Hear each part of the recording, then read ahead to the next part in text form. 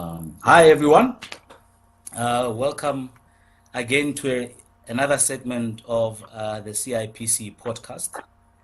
I know we've been away for quite a while, but we're hoping that this podcast or the CIPC podcast will then become a regular feature on information that the CIPC would like the public to be aware of and well versed with. And also, we appreciate all the comments that you guys are making on our videos. There is a team that responds to the comments, and we actually appreciate it if you also keep it a bit more in line with what the video or the podcast was about, just to be able to see the level of understanding the public now has based on the video that obviously we would have just shared. We would also appeal to you that just as a kind gesture, you are also welcome on the comment just to state what other subject matter that belongs to the CIPC that you would like us to obviously address in some of our podcasts. We know CIPC has a lot of products and services. Some we will be obviously addressing ourselves, but it was also quite nice to hear what their area of interest is with the public and information or services that the CIPC offers.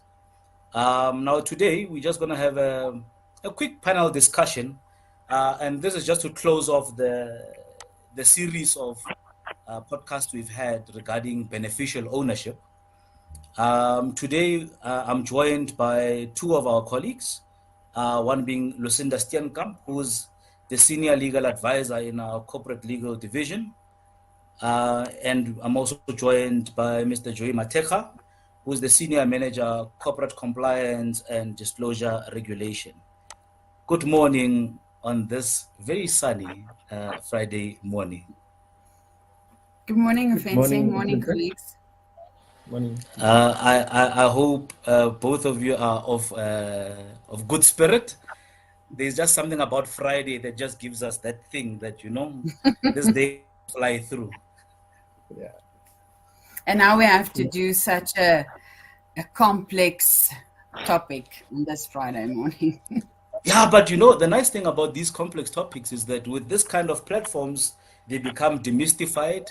Very soon, BO will be information rolling off the tongues of our customers. So we're just hoping it flies through. Absolutely. Now, colleagues, with regards to, just as a precursor to our conversation and a start of today's panel discussion, could you kindly just share what are your general observations or comments regarding BO? We know that it's a new creature that the organization had to obviously make means with. It's a new creature that the public had to obviously start understanding as to the importance and why they have to obviously comply with submitting beneficial ownership information. But just from both of your experiences, what are your general comments? Lucinda, maybe if we start with you. General comments and observations regarding beneficial ownership since its inception. Thanks, Fancy. From my side, from a reviewer point of view, looking at the BO register, what we've seen in the past year since the inception of the beneficial ownership register is that we've moved from a lot of queries in terms of what is beneficial ownership. We get the impression that is understood. We are moving more towards queries related to trusts and your complex beneficial ownership structures. How does it work? How do they need to comply with beneficial ownership declaration where they have several tiers of ownership or control in a specific entity structure? So we are moving more towards the complex structures in terms of beneficial ownership, and our focus in terms of communication to our citizens is more in line with the complexity of the structures and how to report. Thank you. Joey? Thanks, Ufense. Yeah, from an enforcement point of view, I can confirm that there has been a reasonable take-up by our filing community. Most surprisingly and actually edifying is the fact that private companies who were not really subjected to a lot of transparency requirements, even in terms of the Act, are the ones who are filing the most in terms of the level of filings.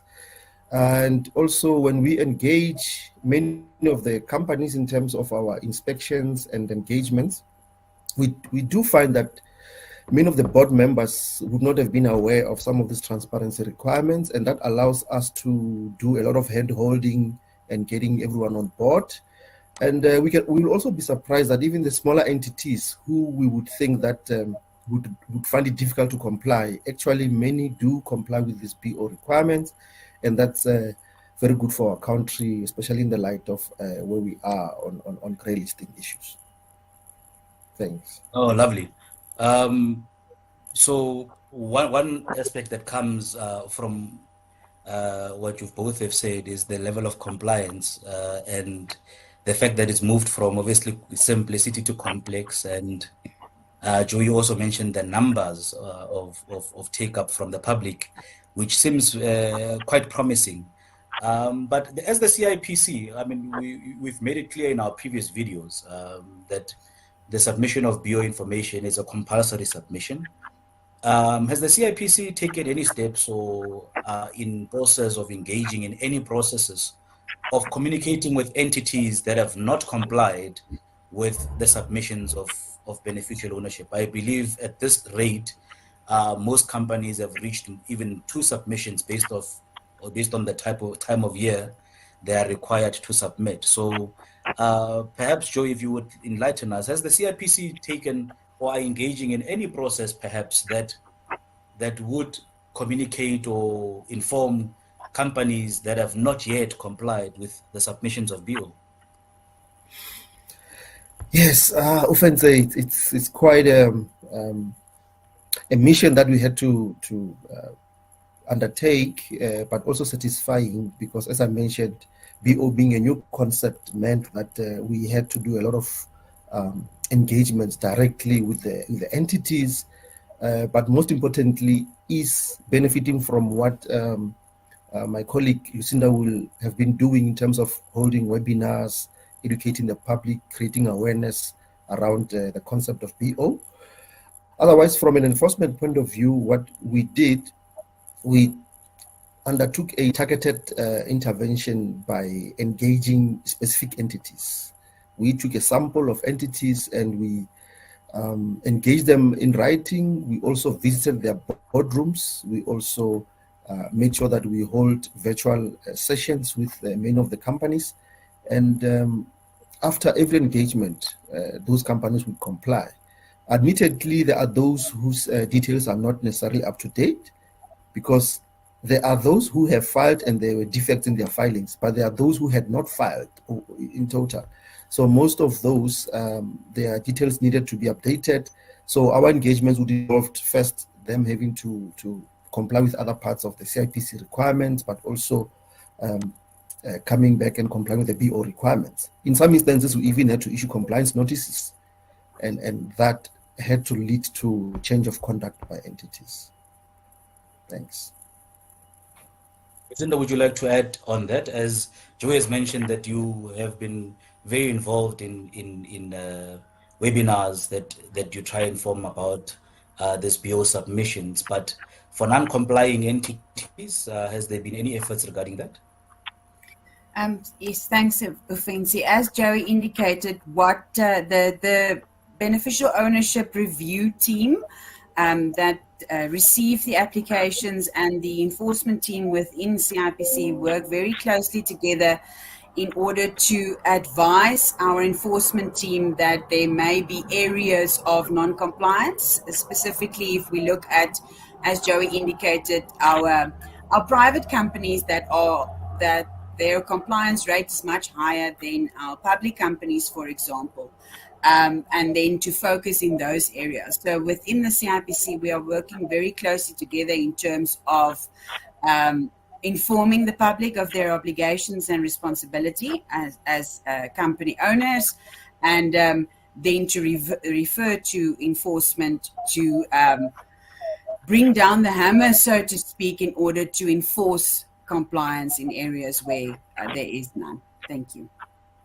Now, you know, with any new addition to a service, you obviously gauge the efficacy thereof on the level of submissions.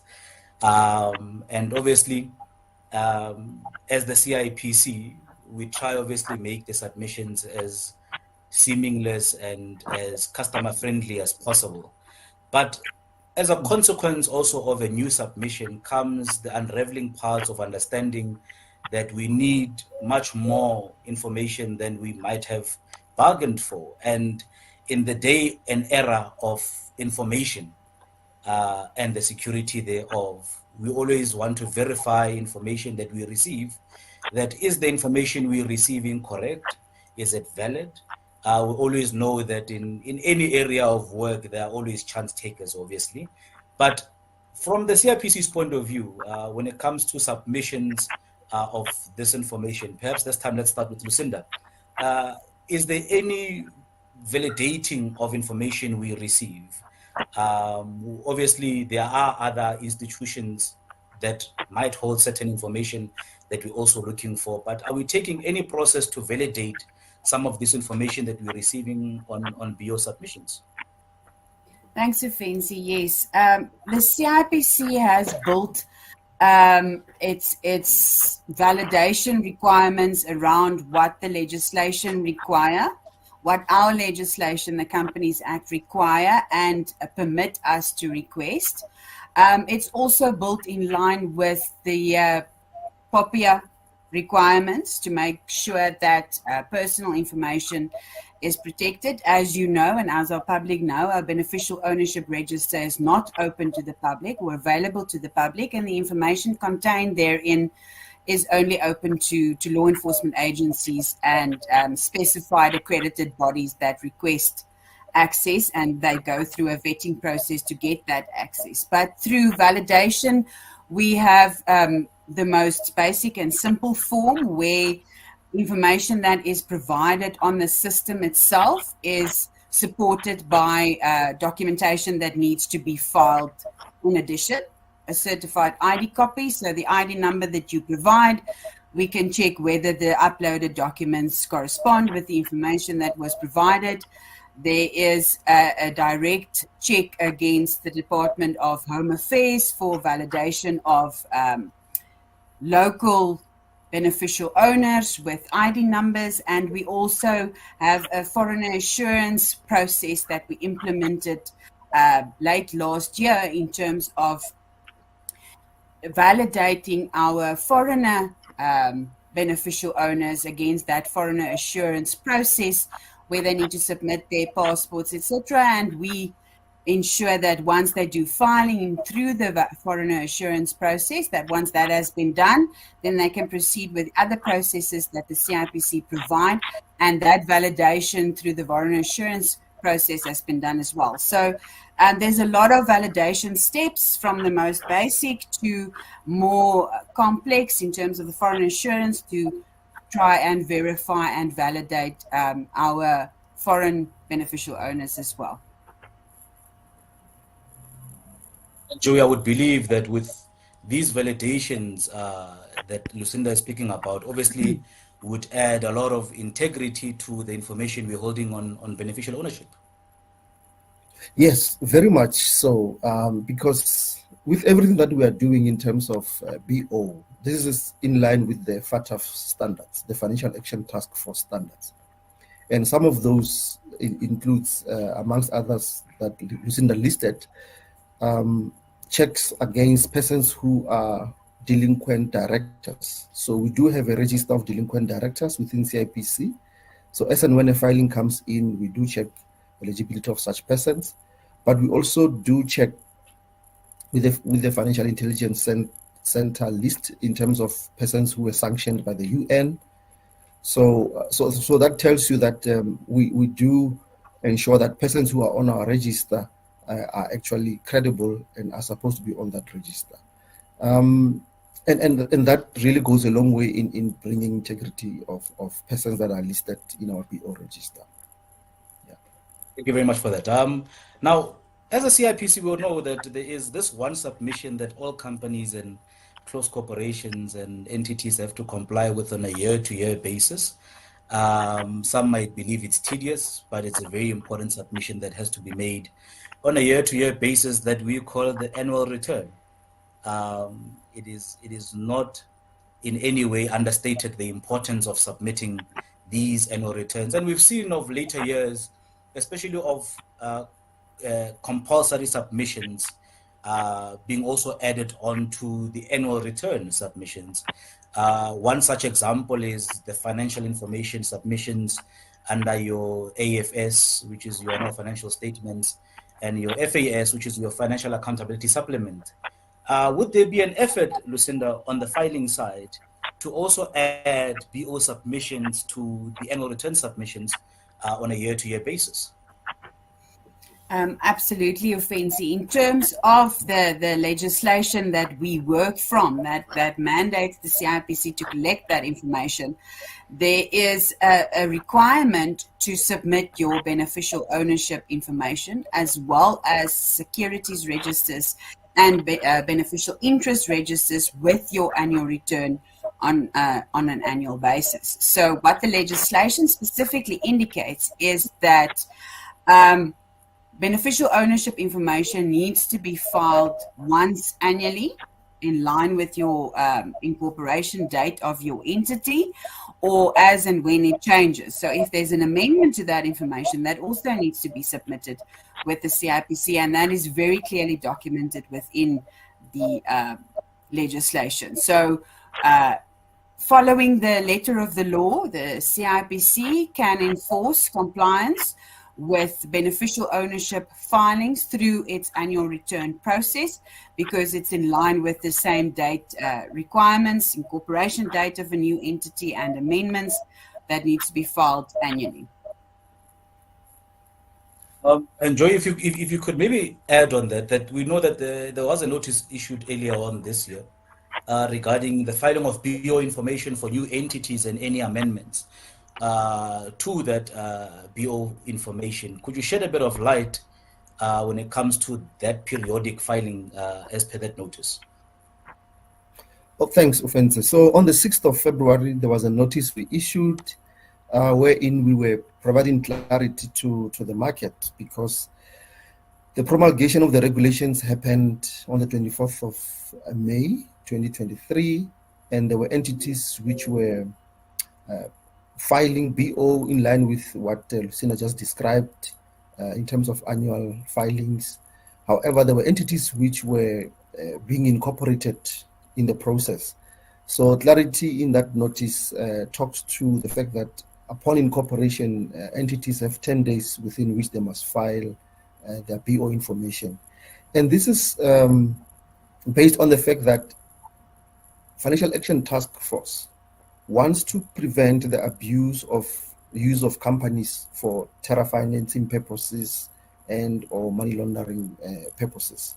So therefore, we know that there are entities that get incorporated sometimes for nefarious purposes, and what the notice requires is for entities to declare that in the incorporation of their new entity, they are not having intentions to present other persons as members or directors, yet actually behind the scene, there are other persons who are directing how things should be done or controlling the decisions in a company. So it's mostly a transparency issue.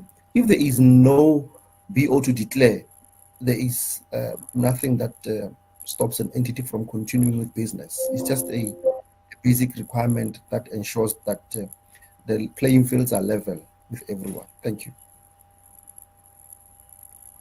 Thank you for that, especially when we spoke about annual returns and the addition of BO information to annual returns. We all know that such consequence of non-submission of annual returns leads to deregistration. Now, Lucinda, on the filing side, companies that are in deregistration process, or those that perhaps would have applied or under the process of business rescue, would they still be required to comply with BO information, and how would we handle that information from a filing side? Thanks, Ofensi. Yes.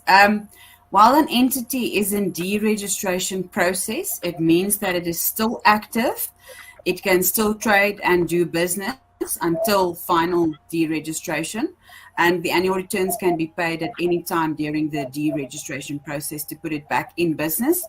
Entities in deregistration process are required and obligated to file beneficial ownership information. The same with business rescue. While the entity is under administration or under business rescue to be restructured or whatever the case may be to get it out of financial distress, they still need to apply to the requirements in terms of the legislation, administrative requirements such as annual returns, as well as beneficial ownership filing. Entities that would not be obligated to file beneficial ownership is your finally deregistered entities. Obviously, they are not active and not part of the register anymore. Should any of those entities apply for reinstatement, then the obligation to file beneficial ownership enters as well. And obviously your liquidated entities will not be obligated to file beneficial ownership because it doesn't exist technically any longer. All other statuses apply, and the obligation to file beneficial ownership applies. When it comes to law enforcement, and Joey, I think I'll pose this one to you. You did mention, and Lucinda also earlier on mentioned, when it comes to access to the BO registry, there is not a publicly accessible registry. Law enforcement would be the one who are required to have access to the BO registry. At this point, does law enforcement have access to the BO registry? And is it made simple and inefficient for them to access that data, if that is a yes? Yes, I'm proud to report that law enforcement do have access to the BO register. That access is available virtually 24 hours, unhindered access. So persons who come from law enforcement agencies were onboarded and vetted, and they have credentials to access our BO register. That includes information that that relates to the company, to the beneficial owners. It also relates to general, I think annexures. I think Lucinda touched on that. So there are dated documents that companies are expected to upload, and all that information is available to law enforcement. So they can go on to conduct investigations unhindered at any point in time. Thank you. And Lucinda, from your side, the importance of law enforcement having access to this information, and obviously, as Joey has mentioned, the efficiency thereof that we're providing this information to law enforcement. From your view, what's the real importance of especially providing some of these annexures to law enforcement from a legal point of view? Thanks, Fancy. Yes, we've entered a new era of enforcement, of law enforcement. The whole purpose of the legislation for beneficial ownership is to curb money laundering and terror financing, and to get behind, as Joey indicated earlier, these companies and closed corporations or corporate vehicles that are being used as fronts for money laundering and other nefarious activities. Through this beneficial ownership register that the CIPC have, and other organs of state as well, like the Master of the High Court, law enforcement agencies are provided access to these ultimate beneficial owners behind these companies and closed corporations. And for them to be able to access who those people are, to what extent they are an owner, that information is in the form of the securities registers, etc., that the CIPC did not hold previously. So it's access to information that law enforcement agencies were not privy to in the past. And I think this is going to open a whole new era of enforcement for our country, and to curb this scourge of money laundering and terror financing that the world is coping with.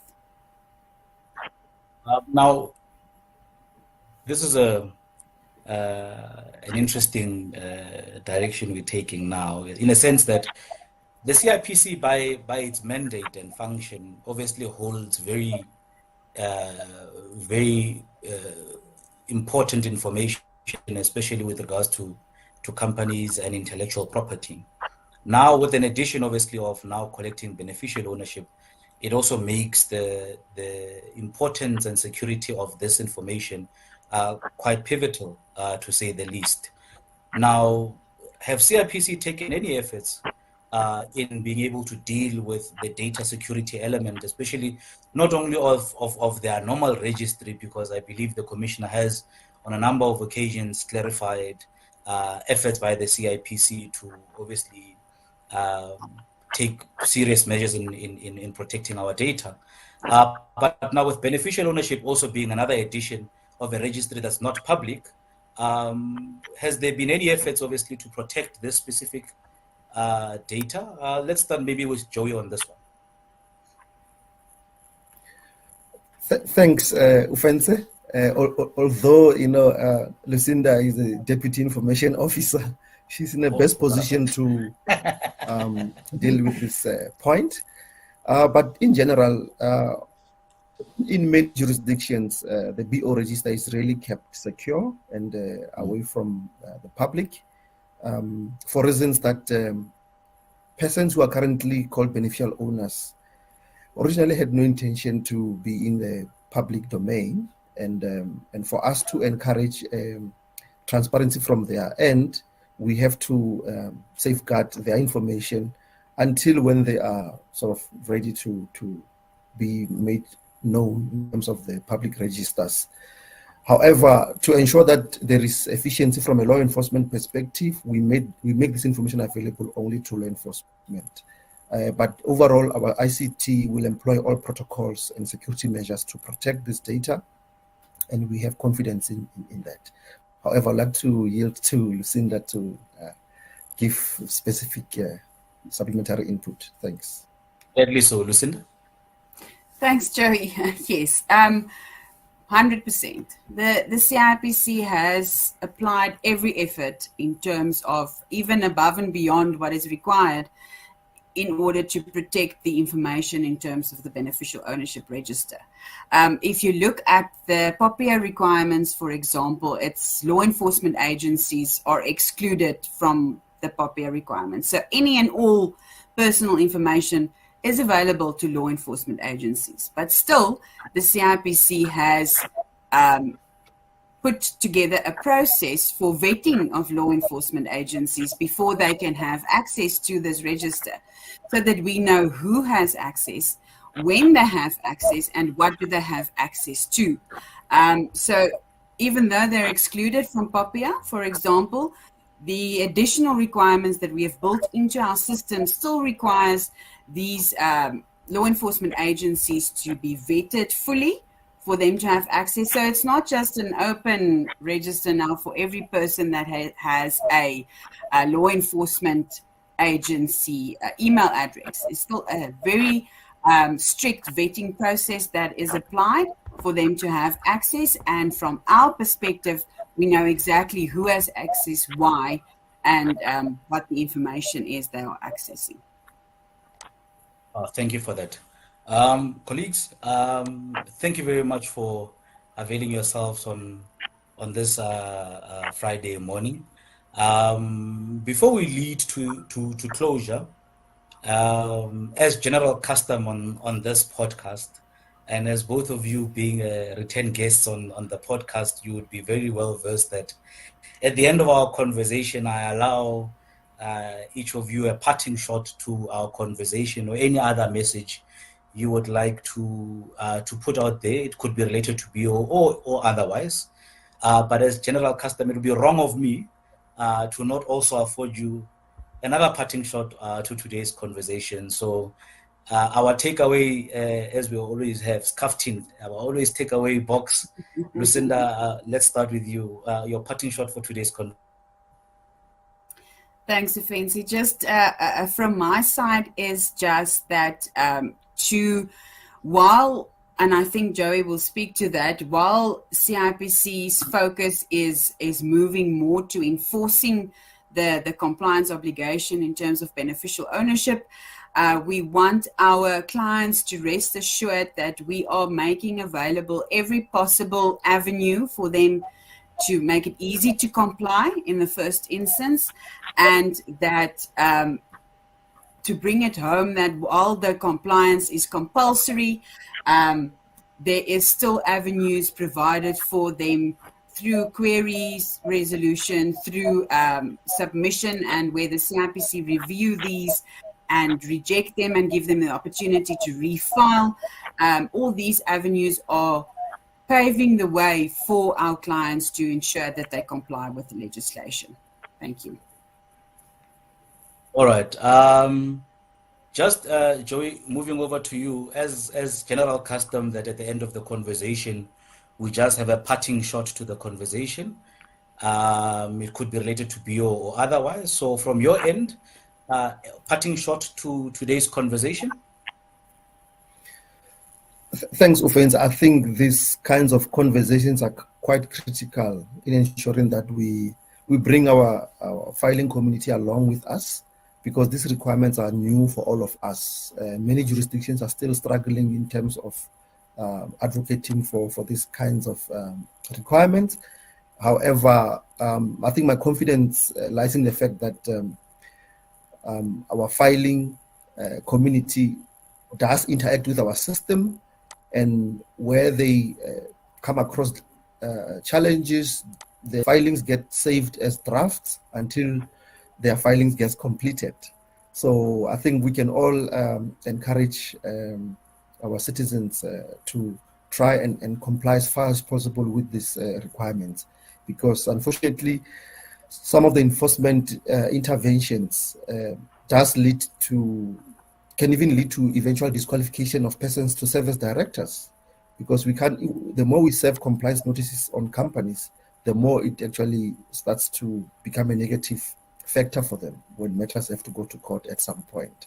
So, but I'm glad that we formed part of this engagement to encourage members of the community to file BO and comply with these requirements to take CIP, to take the country out of grey listing as well. Thank you.